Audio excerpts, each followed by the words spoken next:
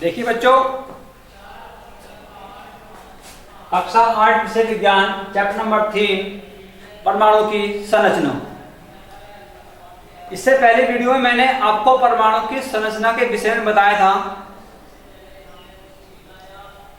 इनका परमाणु के क्या सिद्धांत हैं। कई वैज्ञानिकों ने परमाणु के विषय में अपने अपने मॉडल दिए, अपने अपने सिद्धांत दिए, अपने अपने तथ्य दिए। तो ऐसे ही उन तथ्यों के साथ जो सबसे पहले आपका मॉडल आया था और डाल्टन का परमाणु सिद्धांत आया था। इस सिद्धांत के बारे में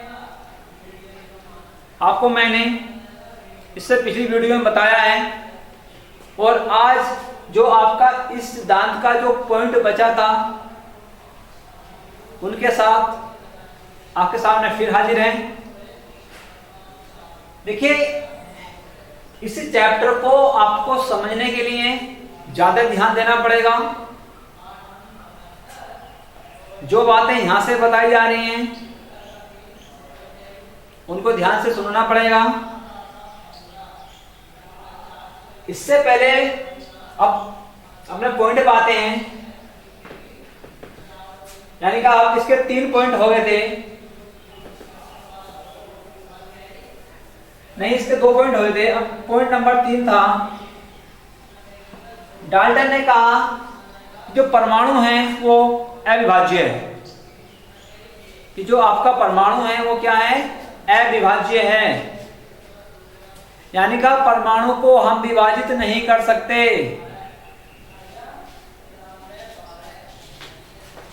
नंबर 3 पॉइंट क्या था,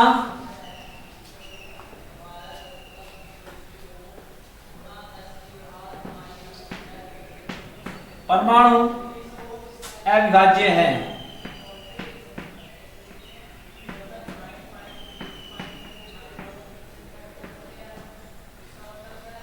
परमाणु अविभाज्य है, यानी कि परमाणु को हम विभाजित नहीं कर सकते। विभाजन मतलब जान रहे हो, परमाणु को हम नहीं तोड़ सकते, इसके कोई मूल कण नहीं है, इसको डिवाइड नहीं किया जा सकता, ऐसा डाल्टन ने कहा था। परमाणु क्या है, एक अविभाज्य सूक्ष्म कण है, इसको विभाजित नहीं किया जा सकता। अगला पॉइंट उन्होंने कहा था कि किसी एक ही तत्व के जो परमाणु होते हैं वो समान होते हैं। जैसे आपके तत्व हैं, हाइड्रोजन है, हीलियम है, लिथियम है, नाइट्रोजन है, ऑक्सीजन है, सोडियम है, मैग्नीशियम है, ये सब आपके तत्व हैं। अब उन्होंने कहा कि किसी एक ही तत्व के परमाणु जो होते हैं वो सारे एक समान होते हैं, एक जैसे होते हैं। यानी कि कहने का मतलब ये है कि आप सपोज करो कि आपका सोडियम है, ये कोई तत्व है सोडियम, तो सोडियम के अंदर जितने भी तत्व, जितने भी परमाणु हैं वो सारे, उनकी आकृति, उनकी रचना, उनकी बनावट, उनका द्रव्यमान सारा कैसा होगा, एक जैसा होगा, एक समान होगा, ऐसा डाल्टन ने कहा था।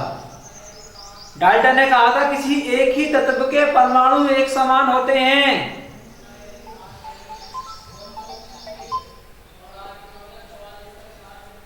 परंतु किसी अन्य तत्व के परमाणु से भिन्न होते हैं। यदि हम यहाँ पे मैग्नीशियम ले लें तो मैग्नीशियम के अंदर भी जितने परमाणु हैं वो सारे के सारे समान हैं, एक जैसे हैं। उनका भी संगठन, उनकी आकृति, उनका द्रव्यमान वो भी कैसा है, एक जैसा है। सोडियम के अंदर जितने परमाणु हैं वो भी सारे समान हैं। मैग्नीशियम के अंदर जितने परमाणु हैं वो भी कैसे हैं, समान हैं। यदि हम बात करें इनकी आपस में तुलना की तो इनके परमाणु एक दूसरे से भिन्न होंगे। आप ऐसे यानी कहा आप ऐसे सोचो कि मेरे हाथ में 2 चौक हैं, तो इस चौक के अंदर जितने परमाणु हैं वो सारे समान हैं, और इस चौक के अंदर जितने परमाणु हैं वो सारे कैसे हैं? समान हैं, एक जैसे हैं।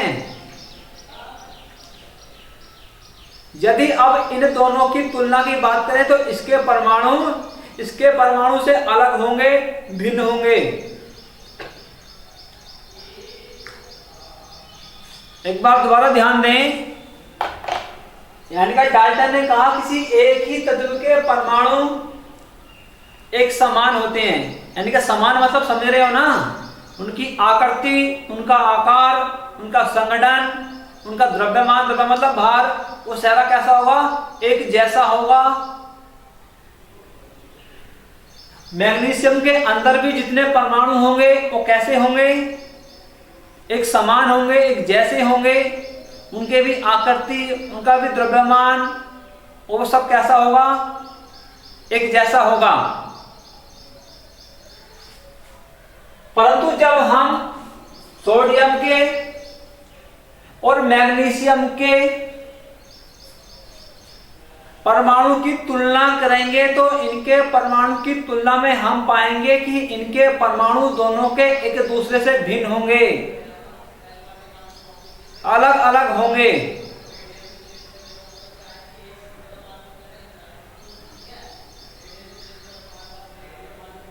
किसी एक ही तत्व के परमाणु तो एक समान होते हैं, परंतु किसी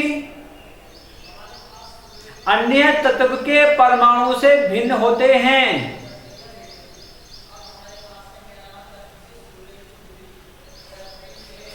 जो आपका नंबर 4 नंबर 5 पॉइंट कहा था डाल्टन ने कहा था कि किसी भी तत्व के परमाणु सरल गुणांक होते हैं।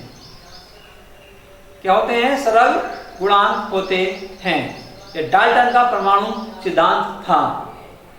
इसके 2 सिद्धांत इससे पहले वीडियो में बताए गए थे, बाकी जो सिद्धांत हैं मैंने अब बताए हैं। जहां तक समझता हूं समझ में आएंगे, ध्यान देना है।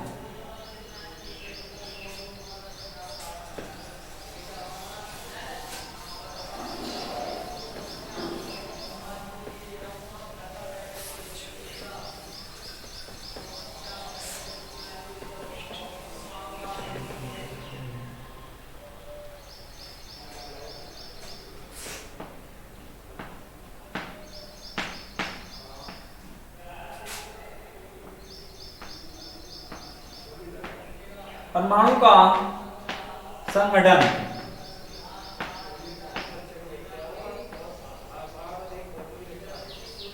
अब बात आती है परमाणु के संगठन की, यानी कि परमाणु किससे मिलकर बना है, इसके मूल कण क्या हैं, यानी कि जिन कणों से मिलकर परमाणु बना है वो कण कौन कौन से हैं या नहीं भी हैं, ये पता करना है। देखिए, अभी जो आपने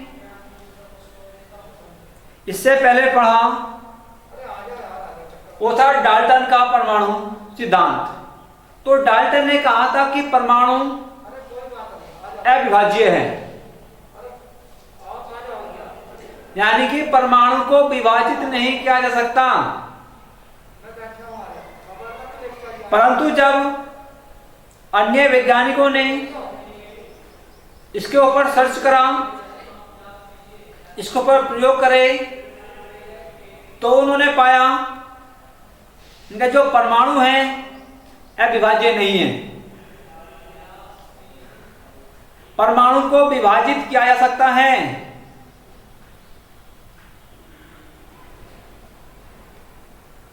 यानी कि परमाणु के भी कुछ मूल कण हैं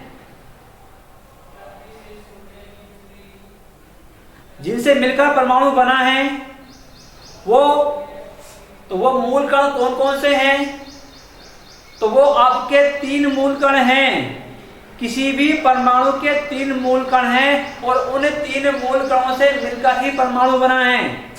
वो मूल यानी कि वो मूल कण आपके नंबर 1 है इलेक्ट्रॉन।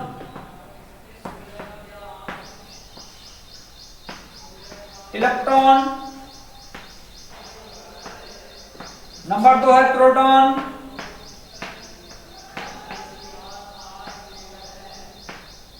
और नंबर 3 है न्यूट्रॉन।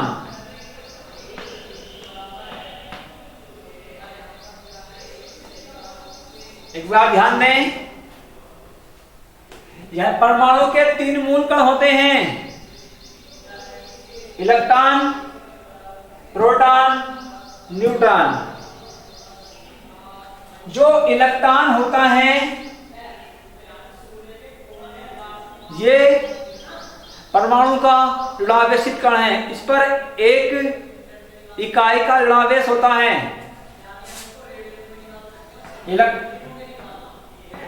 इस पर एक इकाई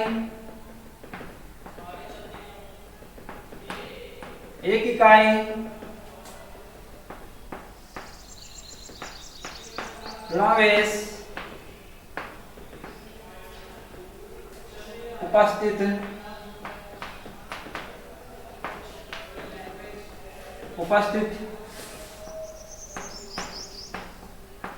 होता है।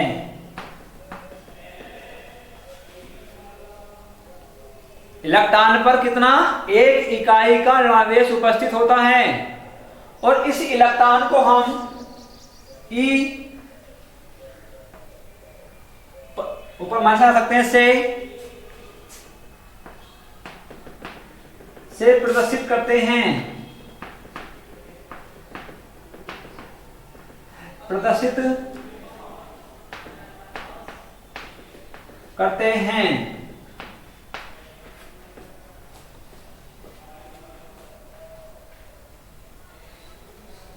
अब बात आती है प्रोटॉन की। प्रोटॉन पर या इस पर एक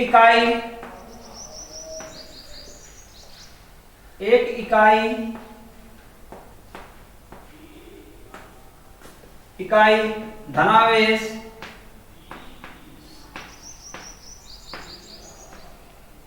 उपस्थित होता है।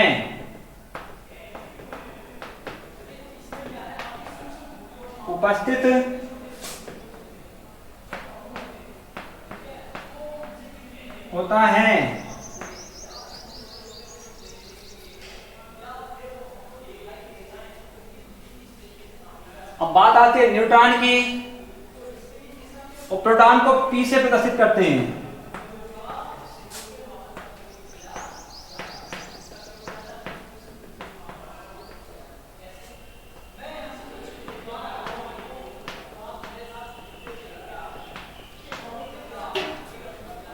प्रोटॉन को P से प्रदर्शित करते हैं। अब बात आती है न्यूट्रॉन की, तो न्यूट्रॉन जो होता है ये उदासीन होता है, इस पर ना प्लस चार्ज होता है और ना माइनस चार्ज होता है। उदासीन का मतलब है कि वो पदार्थ या वह कण इस पर ना तो धनावेश हो, यानी कि ना प्लस चार्ज हो और ना ही माइनस चार्ज हो, ना वो ऋणावेशित हो ना वो धनावेशित हो, तो उसको हम कहते हैं उदासीन।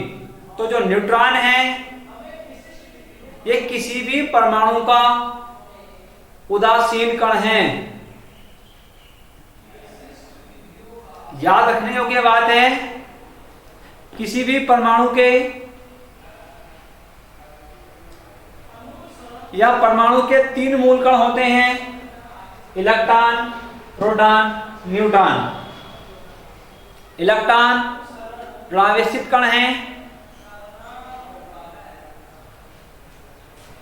ये परमाणु के नाभिक के बाहर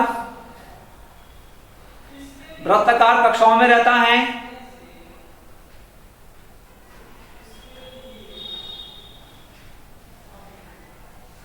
न्यूट्रॉन इनके जो न्यूट्रॉन हैं ये उदासीन होता है,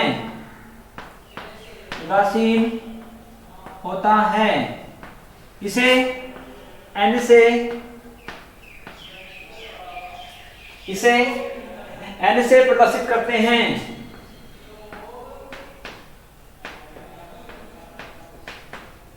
इसे एन से प्रदर्शित करते हैं।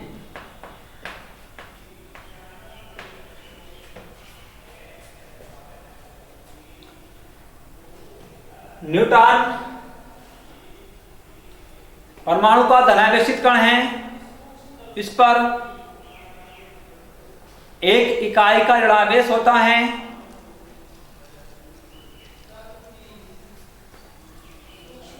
यह परमाणु के नाभिक में रहता है। कहां रहता है? परमाणु के नाभिक में रहता है।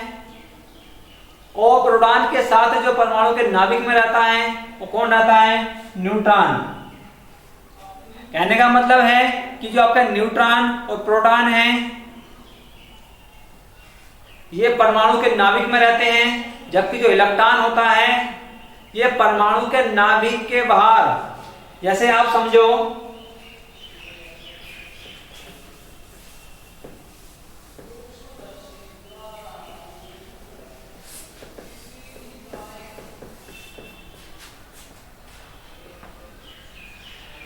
ये कोई आपका परमाणु का नाभिक है और इस परमाणु के नाभिक के बारे में वृत्ताकार कक्षाएं हैं।